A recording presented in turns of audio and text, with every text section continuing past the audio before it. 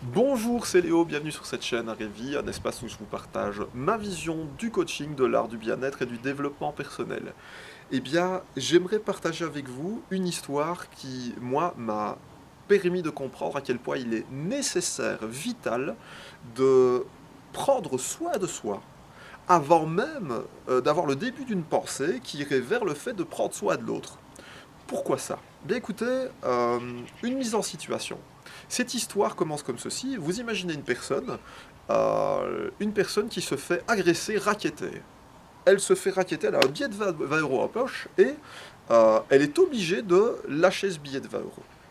Euh, Première situation, cette personne a 300 000 euros à la banque et a travaillé, a fait ce qu'il fallait pour se mettre à l'abri du besoin et donc a son compte alimentaire.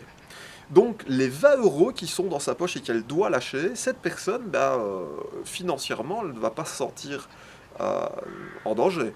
Par contre, c'est clair que la confort de l'agression, il va falloir le traiter, tout ça, mais côté sécurité, il y aura ce qu'il faut parce qu'il y a encore 300 000 euros à la banque.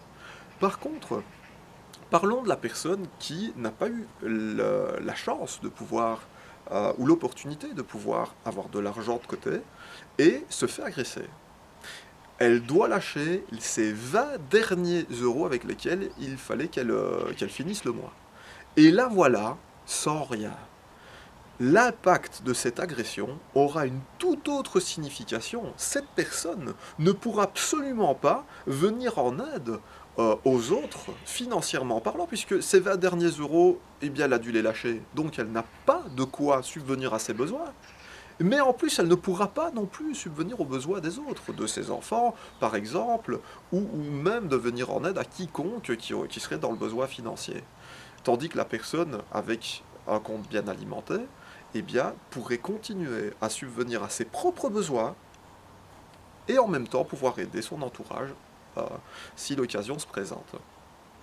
Eh bien voilà, dans nos vies de tous les jours, prendre soin de soi, c'est faire en sorte d'avoir cette banque de bien-être bien alimentée. Ces 300 000 euros de bien-être qui n'ont rien à voir avec l'aspect financier et l'argent, ok. Ici c'est une image plutôt métaphorique.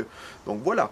Euh, mais prendre soin de soi, alimenter son bien-être personnel, et bien plus nous en avons en réserve pour nous, plus nous sommes capables de le partager avec nos proches, avec nos enfants, nos cousins, cousines, maman, papa, tout ça. Donc toutes les personnes qui vont partager nos vies. Et vous comprenez que si nous nous maladons avec l'équivalent de 20 euros dans la poche, 20 euros de bien-être, sur la balance, 20 euros contre 300 000 d'investissement personnel, eh bien, vous comprenez qu'avec les 20 euros, vous arrivez très très vite à les dépenser, donc il ne vous reste plus rien ni pour vous ni pour les autres.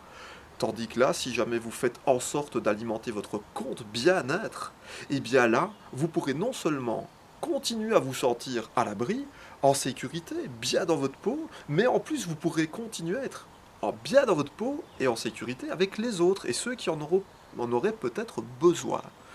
Donc voilà, j'avais envie de partager avec vous cette histoire qui, moi, m'a vraiment marqué, m'a vraiment fait comprendre à quel point il est nécessaire de prendre soin de soi. J'appelle ça l'égoïsme sain.